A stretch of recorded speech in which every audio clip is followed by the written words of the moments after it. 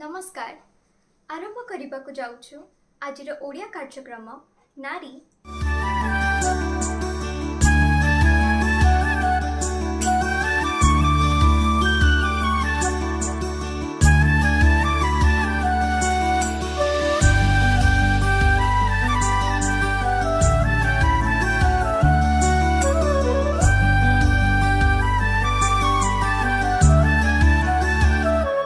नारी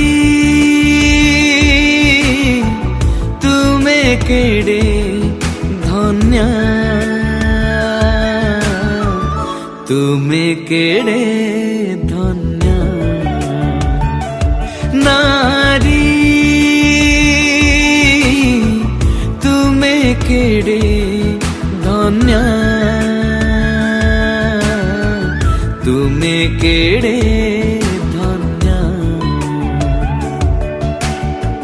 धन्य तुम नारी जन्म धन्य तुम नारी जन्म आश्चर्य सृष्टि ईश्वरंका नारी तुमे केड़े धन्य हो नारी तुमे केड़े धन्य नारी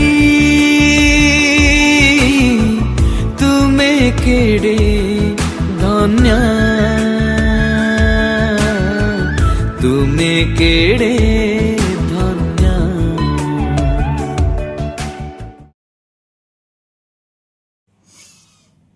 प्रेज लॉर्ड प्रभु जीशु को पवित्र बहुमूल्य नाम रे नारी चैनल तरफ समस्त को स्वागत करुछि। मो प्रिय बंधुगण विश्वस्त भाव में आपण माने नारी चैनल वाच करुथिले असुविधा वशत आमाने बंद करथिलु एही वर्ष निश्चित भाव में आमाने कंटिन्यू करिबा।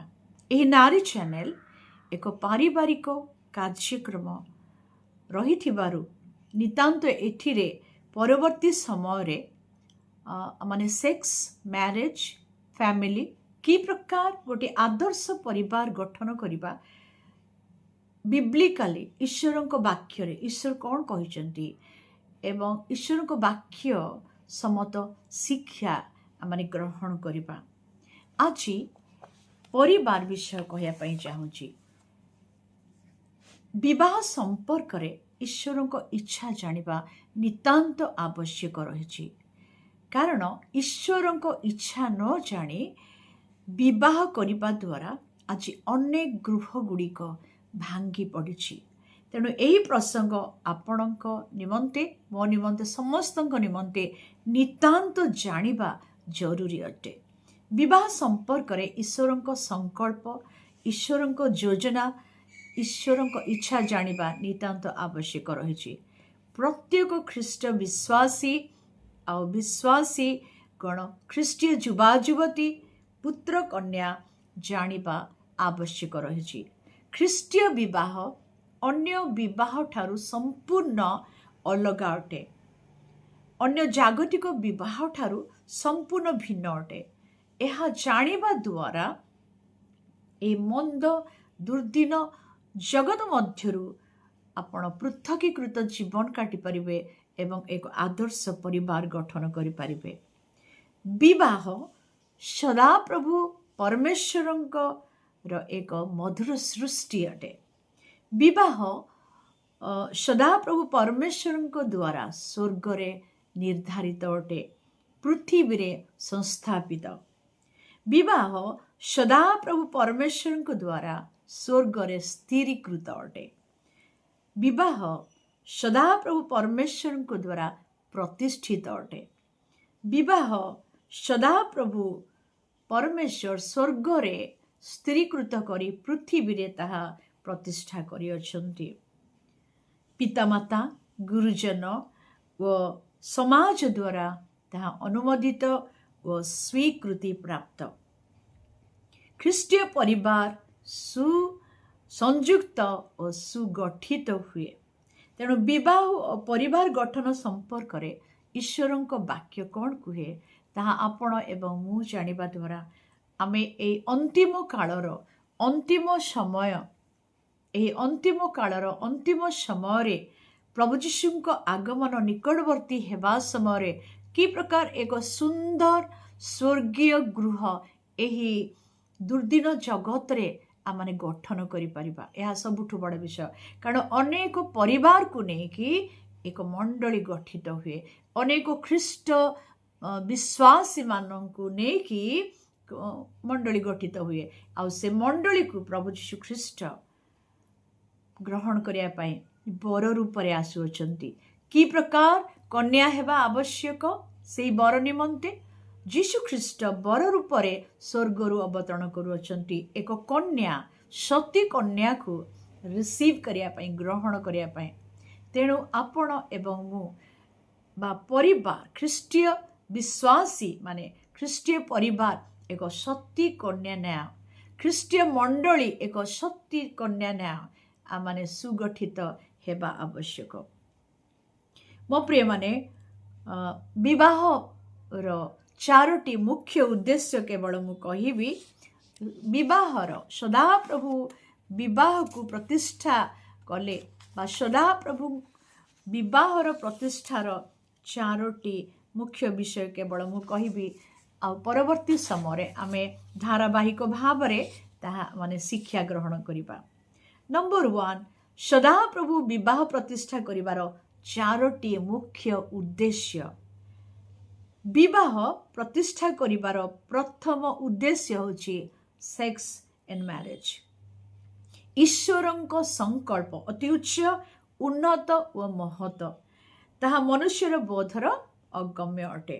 ସଦାପ୍ରଭୁ ପରମେଶ୍ୱରଙ୍କ ବିବାହ ପ୍ରତିଷ୍ଠିତ କରିବାର ପ୍ରଥମ କାରଣ ହେଉଛି ଈଶ୍ୱରଙ୍କର ଗୌରବ ପ୍ରଶଂସା ବର୍ଣ୍ଣନା କରିବା। ମୋ ପ୍ରିୟମାନେ, ଦ୍ୱିତୀୟ ହେଉଛି ବିବାହ ପ୍ରତିଷ୍ଠା କରିବାର ଈଶ୍ୱର ବା ସଦାପ୍ରଭୁ ଏହି ଜଗତରେ ବିବାହ ପ୍ରତିଷ୍ଠା କରିଅଛନ୍ତି। ତାହାର ଦ୍ୱିତୀୟ କାରଣ ହେଉଛି ଟୁ ହାଭ୍ ଗଡଲି ଜେନେରେସନ୍। ବାକ୍ୟରେ ଲେଖା ଅଛି ମଲାଖି 2:14 ଏବଂ 15 ପଦରେ, ବିବାହ ଈଶ୍ୱର ଏଥିପାଇଁ ସୃଷ୍ଟି କଲେ ଯେପରି ଯେଉଁ ଜେନେରେସନ୍ ଭବିଷ୍ୟତ ବଂଶ ଗଠିତ ହେବ ସେମାନେ ଈଶ୍ୱରଙ୍କୁ ଜାଣିବେ, ସତ୍ୟ ପରମେଶ୍ୱରଙ୍କ ଠାରେ ବିଶ୍ୱାସ କରିବେ ଏବଂ ତାହାଙ୍କର ଗୌରବ ପ୍ରଶଂସା ବର୍ଣ୍ଣନା କରିବେ। ନେକ୍ସଟ ହେଉଛି ବିବାହ।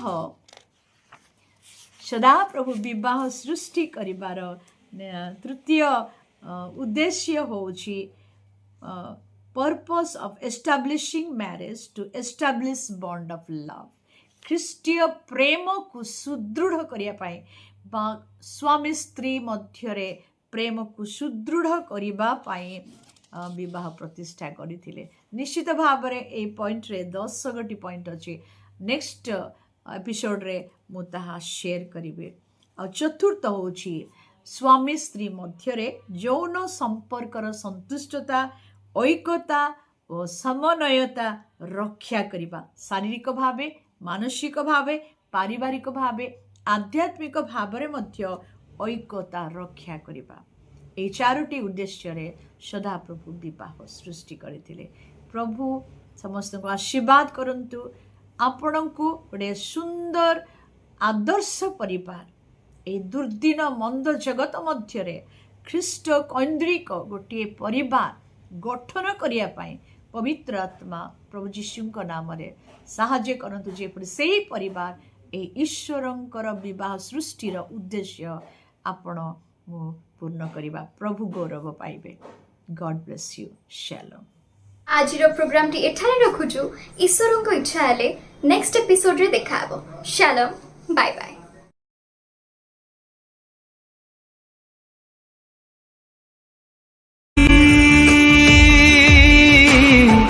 ତୁମେ କେଡ଼େ ଧନ୍ୟ, ତୁମେ କେଡ଼େ ଧନ୍ୟ।